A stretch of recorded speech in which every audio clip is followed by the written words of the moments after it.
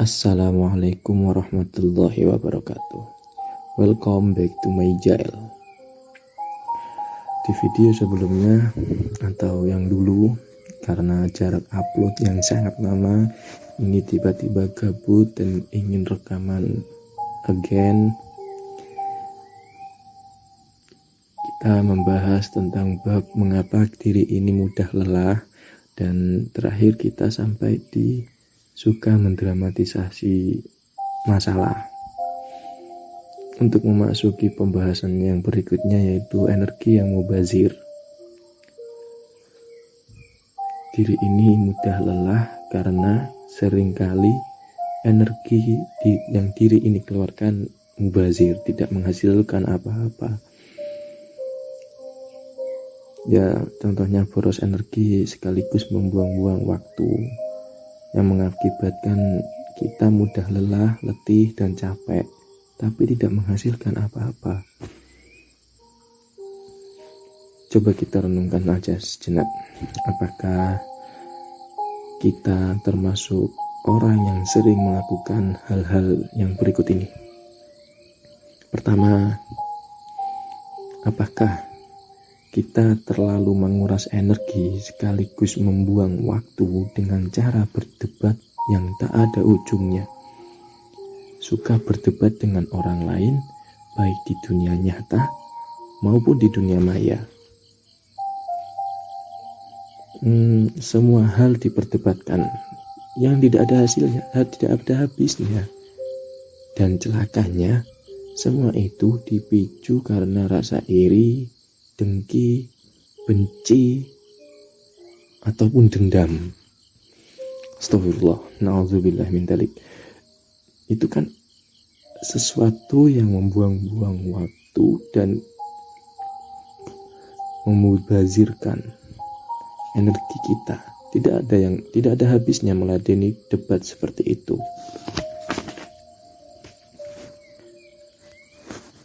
Biar tidak menghabiskan energi secara mubazir, berlatihlah untuk berdiskusi, bukan berdebat, bermusyawarah. Sebab seringnya berdebat itu justru suka ngotot dan ujung-ujungnya marah.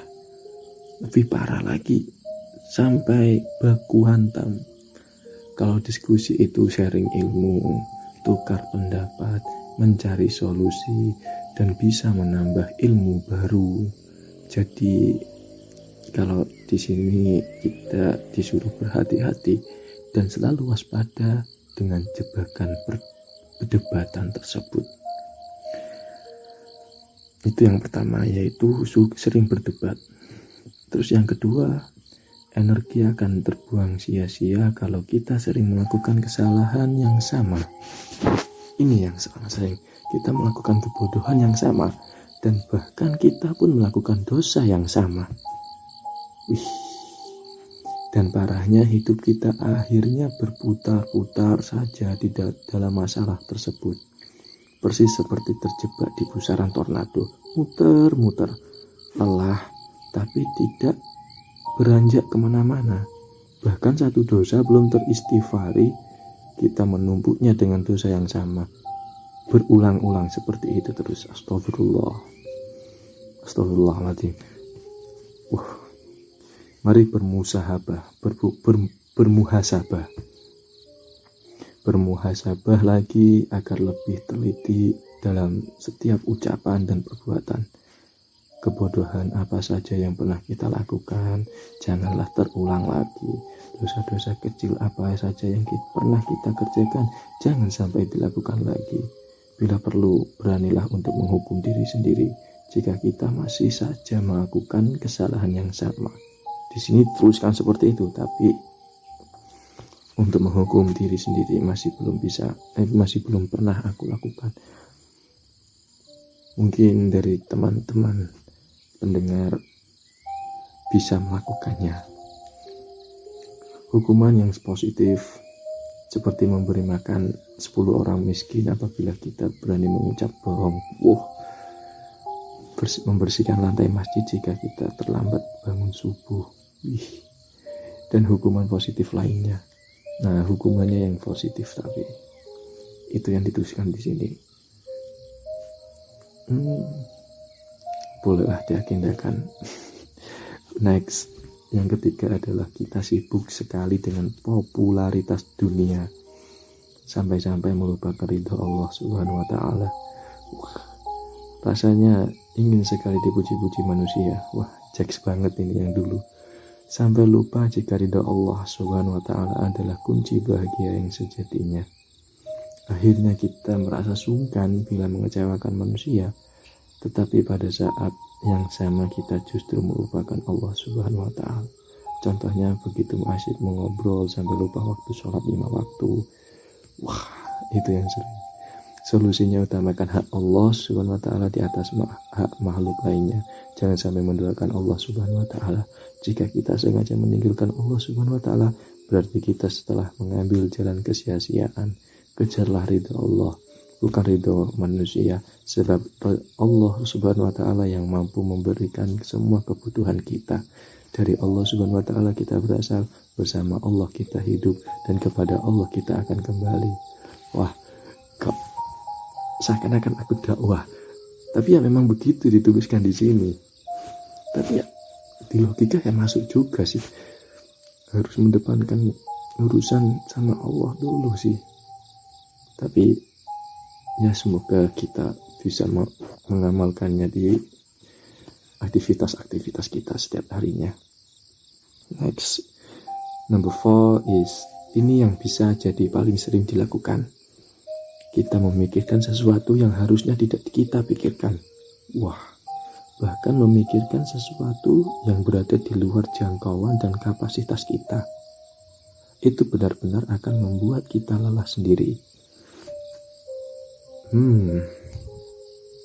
Sesuatu yang harusnya tidak kita pikirkan, sesuatu yang berada di luar jangkauan dan kapasitas kita. Lebih-lebih kita memikirkan dalam jangka waktu yang lama, pasti akan semakin menguras energi. Sebab kita tidak bisa fokus untuk mengerjakan yang lain, dan hanya terpusat di satu pikiran itu saja. Padahal satu hal itu tidak bisa kita ubah, seperti banyak kejadian yang sudah menjadi takdir darinya. Kita akan membahas secara khusus tentang cara berpikir di buku ini pada subbab sering berpikir negatif. Berhati-hatilah dengan sikap yang bisa menguras energi kita, yang bisa disebut juga sebagai para pencuri energi. Wah, para pencuri energi. Jangan sampai hidup kita hanyalah sebuah perjalanan yang berisi pengulang-ulangan kesalahan. Waspadalah. Jadi di buku ini kita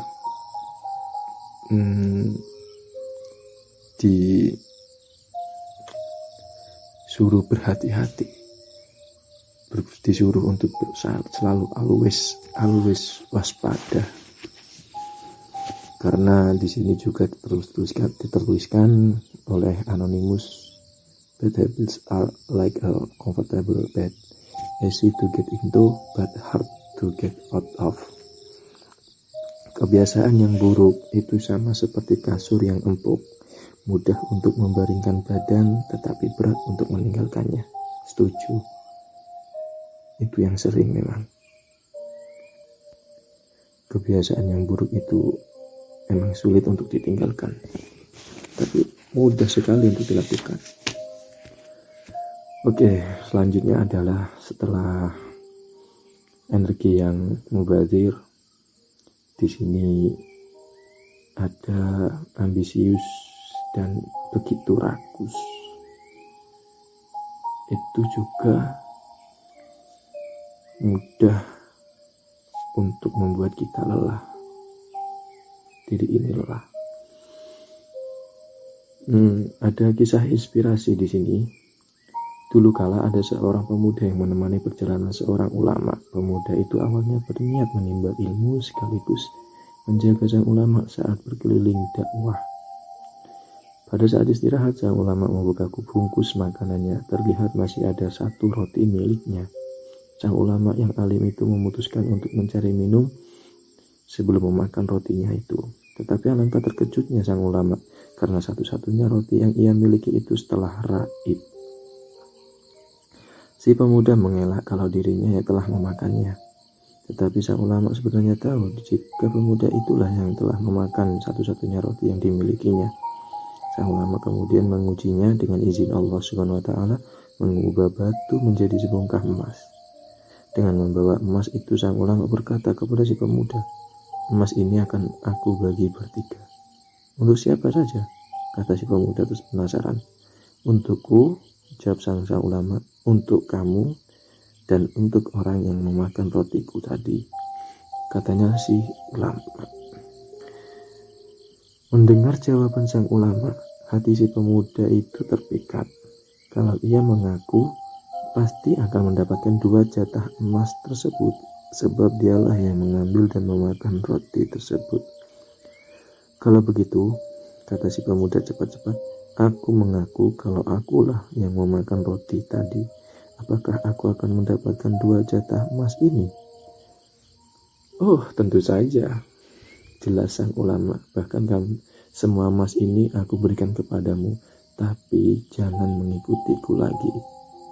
Benar saja, si pemuda lebih memilih sebongkah emas ketimbang belajar ilmu agama dan menemani sang ulama berdakwah. Mereka pun terpisah. Sang ulama melanjutkan perjalanannya ke selatan, si pemuda kembali ke utara. Di tengah perjalanan, si pemuda itu dihadang 2 orang perampok. Mereka ingin merebut semua harta yang dibawa oleh si pemuda tersebut, termasuk sebongkah emas. "Jangan ambil semuanya," kata si pemuda. "Lebih baik emas ini kita bagi bertiga, dan aku akan memberikan hartaku yang lain."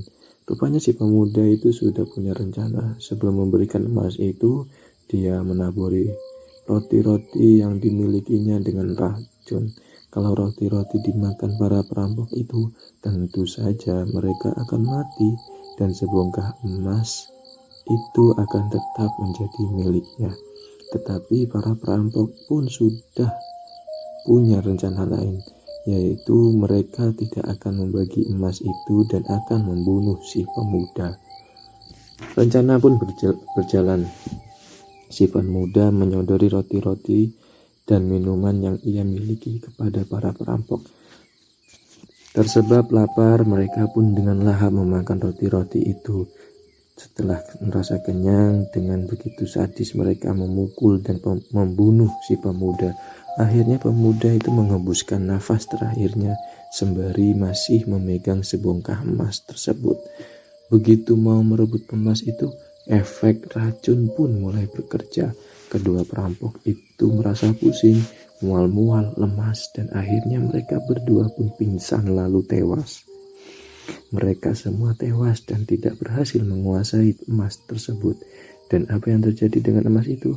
Rupanya emas itu telah berubah kembali menjadi batu, karena ternyata sedari awal batu itu tetaplah batu.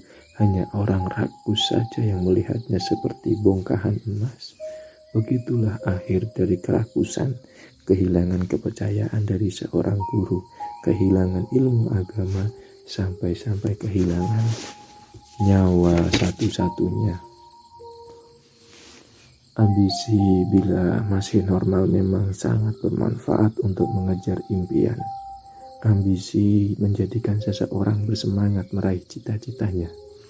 Tetapi bila kebablasan, akan sangat berbahaya untuk diri sendiri. Yang seringkali disebut dengan ambisius. Sebab ambisius ini bisa mengubah seseorang menjadi tinggi hati, merasa dirinya paling superior, ingin menjadi paling jago. Parahnya, begitu ia merasa hebat, ia menjadi ingin memiliki segala sesuatu yang diinginkannya. Obsesinya menjadikan posesif, merasa paling berhak memiliki sesuatu, sampai akhirnya ia tega untuk menyingkirkan orang lain demi mendapatkan apa yang ingin dimilikinya itu. Bahkan tak peduli dan tega melukai orang lain. Namun pada akhirnya ia tidak mendapatkan apa-apa kecuali rasa lelah yang berkepanjangan. Hidupnya tak tenang, hatinya tidak tentram, pikirannya kalut, ucapannya carut marut, tidak mampu lagi mengendalikan diri, hingga stres berkepanjangan. Astagfirullah, betapa melelahkannya hidup seperti itu. Dari W.D. Howard berkata, kebahagiaan bukanlah ditentukan oleh apa yang kita miliki, tetapi ia ditentukan oleh bagaimana kita menikmati, bagaimana kita memikirkan apa yang kita miliki. Kita bisa bahagia dengan memiliki yang sedikit, dan bisa sengsara dengan memiliki yang banyak. Itu tadi tentang ambisius dan begitu rakus. Ya, memang melelahkan bila kita terlalu ambisius dan begitu rakus seperti itu. Nah, pada rekaman kali ini yaitu energi yang mubazir dan ambisius dan rakus sama-sama menyuruh kita untuk tetap waspada agar tidak menghabiskan energi kita untuk hal-hal yang sia-sia, agar diri ini tidak mudah lelah. Untuk lanjutnya yaitu sering berpikir negatif di rekaman selanjutnya. Tetap ikuti, semoga berkah dan manfaat. Assalamualaikum warahmatullahi wabarakatuh.